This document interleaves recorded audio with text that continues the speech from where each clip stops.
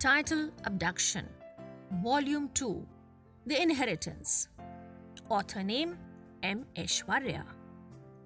Mr. Adi was sitting on a chair and reading something. There was a ring of the doorbell. Mr. Adi walked to the door and opened the latch. He opened the door to see who was outside. Mr. Agasti was standing outside. "Hello, Adi, how are you?" asked Mr. Agasti. "Agasti, my friend," said Mr. Adi, and almost pulled his friend into the house. "Had come to the hometown after a long time. Thought about meeting you," said Mr. Agasti. Mr. Adi remained smiling.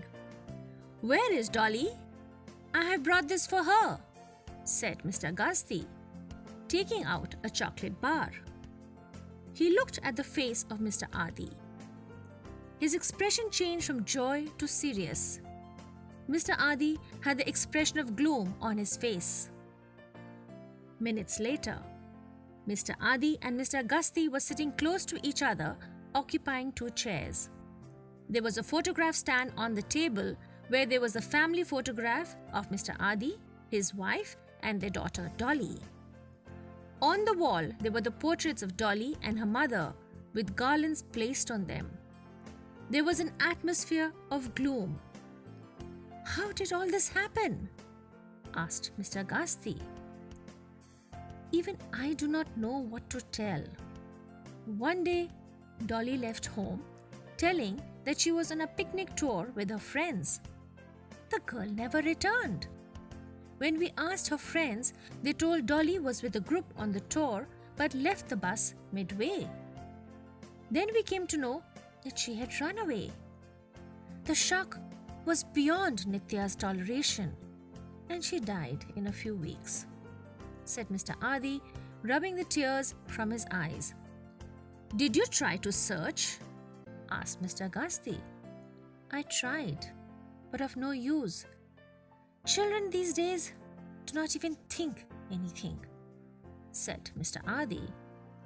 "Until there is no news of her death, you must look for her. Try to find her," said Mr. Agasti. "She is dead for me," said Mr. Adi in a loud voice out of anger. "She is dead for me," said Mr. Adi again. This time his voice became weak. Tears began to well up in his eyes. "She is dead for me," said Mr. Adi, with his voice getting choked. He burst into tears. Mr. Agasti had to comfort his friend. At an unknown location, Dolly was walking with a plate full of food in her hand. A chain had been tied to her leg. The girl entered a room where there was a bed, a chair, and a table. Rohit was sitting on the chair and working on the computer. Dolly walked up to the table and kept the food plate on it. Rohit looked at the food and then looked at Dolly. He stood up from the chair, picked up the plate of food from the table, and sat on the floor with his legs crossed, and put the plate of food on the floor. He looked at Dolly. Dolly sat on the floor. Rohit and Dolly were sitting on the floor face to face with the food tray between them. Rohit put his hand on the food, picked up a morsel of it, and took the hand towards Dolly. "Could I know why these weird methods are being applied to impress me?" asked Dolly. "I'm not trying to impress you. I'm just trying to ensure that there was no burnt lizard in the curry which was later thrown before the food was served," said Rohit. Dolly did not open her mouth. Rohit took a deep breath. He raised his left hand and held Dolly's hair. He pulled her towards him and forcefully fed her. "Oh no!" shouted Dolly. "This much salt!" The girl ran out of the room. After an hour, Rohit was sitting on the floor with his legs crossed. Dolly was standing in front of him with a food plate in her hand. She put the plate on the floor and sat on the floor. Rohit grabbed her hair and pulled her towards him and forcefully fed her a morsel of the food. "How is it?" asked Rohit. Dolly was chewing the food with tears in her eyes. Too much sugar," said Dolly while eating the food with difficulty. An hour later, Rohit was sitting on the floor. Dolly put the plate full with food on the floor.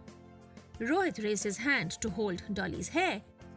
"No need of that. I will eat the food," said Dolly. Dolly picked up a morsel of the food and began to eat. "Water! Water!" shouted Dolly and ran away. Rohit kept smiling. An hour later, Dolly was sitting on the floor with her legs crossed. Rohit was standing with a food plate in his hand. He sat on the floor with his legs crossed and put the food plate on the floor. He ate a morsel of the food from the plate. "I have not poisoned it. You can eat it now," said Rohit. Dolly ate from the plate.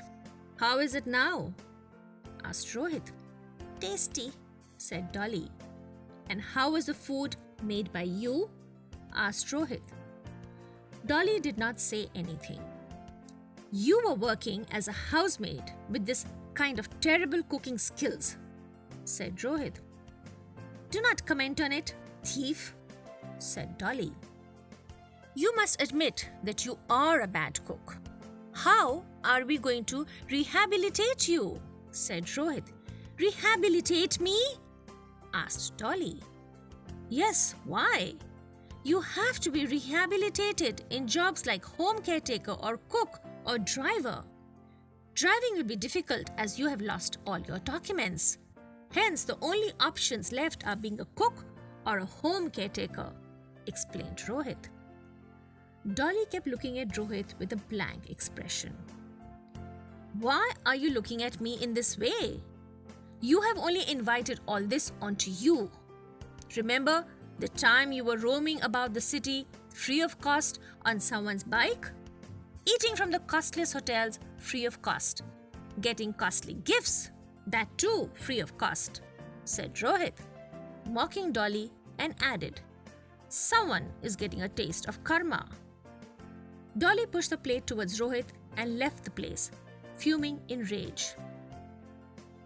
Later that night, Rohit was lying on his bed. His cell phone rang. He got up from the bed and checked the time. It was midnight. Instead of responding to the call, he opened his laptop. He began a video call. He looked at the screen. "How is the training going on?" asked a male voice from the laptop through the video call. "Her cooking skills are terrible," said Rohit. "How long will it take to fix it?" asked the male voice. "Cannot tell. It may take me a month," said Rohit. "Make it quick," said the male voice. "I will try," said Rohit. "The girl in your captivity resembles the one who was lost. We have to train her well in things related to home caretaker so that we can present this girl to the family and claim that we have got the long-lost daughter," said the male voice on the video call. "I know it, master. Dolly resembles the missing girl, and out of coincidence, even her name also matches with the missing girls. When the home care training is completed, we will just have to take this girl to the intended family and claim that we have got the long-lost daughter. No one will know that we have given a duplicate to that family. The family will give the inheritance to Dolly, thinking her to be the long-lost daughter who has come back. And through Dolly, we shall claim a hand on the wealth. In a way, the inheritance comes to us indirectly," explained Rohit and laughed. "You get your commission after completion of the task," declared the male voice. "Thank you, Mr. Agasti," replied Rohit. He ended the video call. About the author, M. Aishwarya, fondly called Maverick Aishwarya by his friends, is a prolific writer. He is currently working as a manuscript writer for movie making.